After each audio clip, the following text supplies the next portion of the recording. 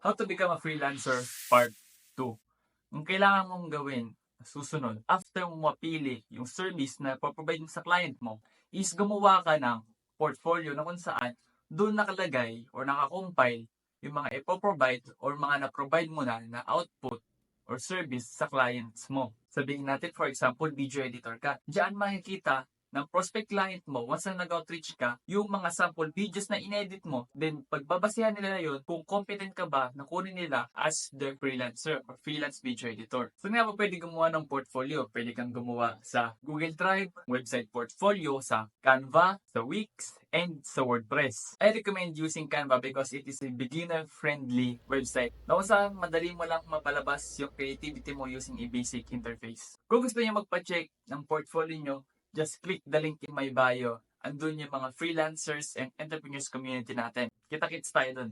Next naman is optimize your account. Ang ibig sabihin lang yan is once na nag-outreach ka, dapat makita ng prospect clients mo na yung nag-outreach sa akin na to, video editor to, kasi sa may pangalan niya, merong video editor, ganyan, merong graphics designer. Depende kung ano yung pinili mo na niche. And also sa may bio niya, may nakalagay na ganito, ganyan. Yung mga post niya, may mga ganito about video editing. Yung profile picture niya, GIF, gumagalaw, merong mga picture na may hawak na camera, ibig sabihin, video editor siya. Kumbaga, dapat as much as possible, once na nag-outreach ka, is mag-grab mo agad yung attention ng prospect client mo.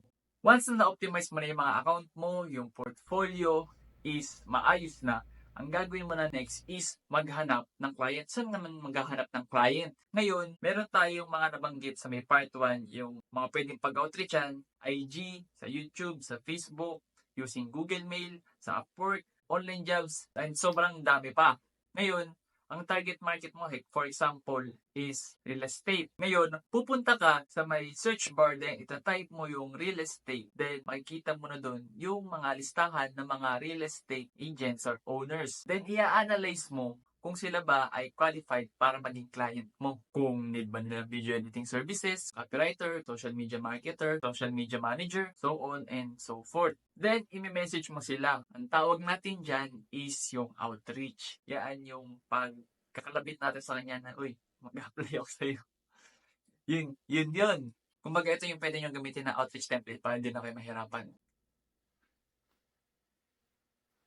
Ang next naman is yung Rule of 100 by Alex Hormozy. Ang Rule of 100, yan yung pagdidetect sa effectiveness ng pag-outreach mo, paghahanap mo ng leads para malaman kung kailangan mo ba ito i-improve, gawan mo ng bago, or palitan mo. Ganun lang kasimple yun. Ibig sabihin, for instance, 100 yung in-outreach mo. Then sa 100 na yun, sabihin natin, may 10 nag-reply. Sa 10 nag-reply na yun, may 2 kang na-close. Ibig sabihin, 10:2, which means 5:1. Ibig sabihin, sa 5 leads mo, sa 5 nag-reply, isa yung na-close mo. Then ang gagawin mo doon, isi-separate mo yun. Kung meron ka ng isang data sa 100, then magagawa ka ulit ng another 100 na outreach. Then, sa outreach na yun, pwedeng bago. Ibig sabihin, sa bagong platform ka nag-outreach or bagong way yung pag-outreach mo. Pwedeng by message, call, warm leads, warm calls, so on and so forth. Better, ibig sabihin, parehas lang din, pero pinalitan mo yung strategy. Kumbaga, pinalitan mo yung laman or ng sinasabi mo sa may pag-outreach mo. Then, ang susunod naman is mas marami, more. Ibig sabihin, mas marami kang in-outreach para malaman mo kung kapag mas madami ba in-outreach within this day, is magbabago yung effect or yung output sa kung paano ka nag-o-offer and yung ratio ng leads mo and yung mga nako-close mo. Then, paulit-ulit lang yun hanggat mahanap mo yung may pinakamataas na ratio ng leads mo and yung nako-close mo